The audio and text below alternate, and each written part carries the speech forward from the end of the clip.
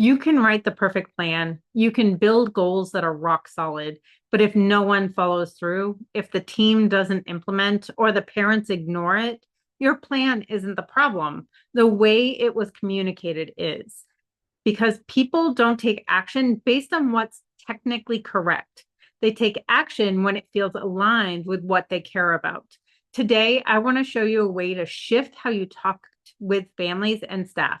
It's not about being more convincing. It's about creating conversations where people want to follow the plan because it reflects their values, not just your priorities. And to do that, we're going to use a deceptively simple tool, the ACT matrix. The ACT matrix consists of two intersecting lines. The first is a horizontal line that represents the two directions you can go in your life. You can chase those things that matter most to you, or you can seek relief from the things that feel uncomfortable or that you don't like. The second line is a perpendicular line that separates your private events, your internal thoughts, feelings, memories from the external world of your behaviors that you experience through your five senses. When you're going through the ACT matrix, you start in the lower right-hand quadrant, and this represents who and what matters most to you, things that you value. And in this quadrant, you go around clockwise, and in this quadrant are all the thoughts, feelings, and memories that don't feel so good.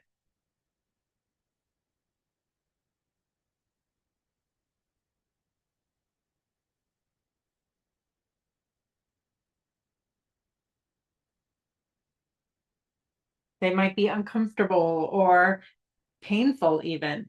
And then in this quadrant are all of the behaviors that you engage in to seek relief when these thoughts and feelings come up.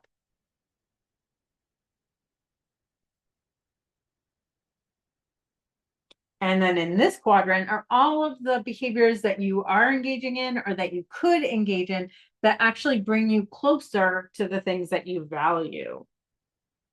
And so these are your chase behaviors. And then we just kind of put a circle in the center and we ask that you notice when these things come up for you. And that's the essence of the ACT matrix.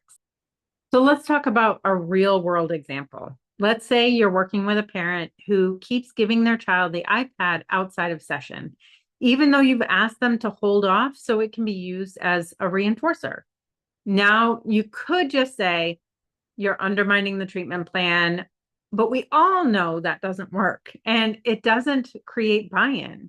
Instead, I walk through the matrix in my mind or even write on paper, depending on the family, thinking about what that parent might be going through.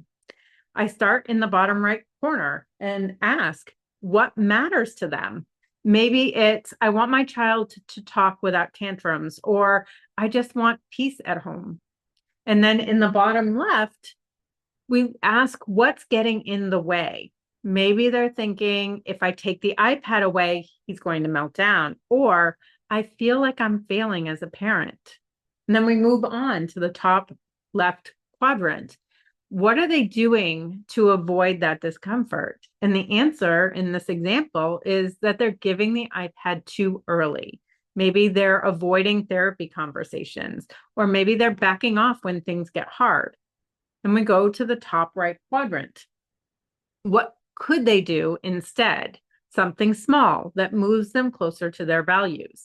Maybe they limit iPad access just during therapy time. Maybe they send a quick text when it's tough instead of deciding alone. Now you're shifting the frame. You're not just trying to get them to comply, you're helping them move toward what they actually care about. So instead of saying, You need to stop giving them the iPad. You might say, I know it's hard, especially when he's upset, but I also know you want to help him communicate without meltdowns. What if we tried keeping the iPad off limits just for the therapy time and we track what happens? Now you're not demanding behavior change, you're building a partnership with the parents, and that's where follow through happens. When you use the ACT matrix this way, something shifts. You go from supervisor to ally. You use empathy, you ask permission, you partner with them instead of prescribing. And the best part, you don't need to lead a therapy session to do this. You can walk through it mentally in under a minute before a meeting, before a hard conversation, before you decide that they're just not listening to you. So, next time someone doesn't follow through, just simply pause. Ask yourself, what do they care about? And what's getting in the way? What are they doing to avoid discomfort? And what's one small step that moves them closer to what matters? That might be the difference between resistance and real change. If you want templates, examples, and more tools to put this into practice, those are inside the dojo. We go deep on how to lead without burnout and how to partner without losing clinical integrity. Let's stop working alone. Let's stop pushing plans no one follows. Let's build partnerships that actually work, because once you've built buy-in, what happens next?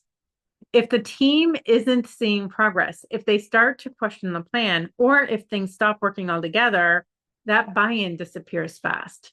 In the next video, we're talking about how to monitor progress in a way that actually means something, how to spot drift before it derails the whole plan, and how to pivot without losing trust. If you've ever asked, how do I know if this is even working? That's exactly where we're going next.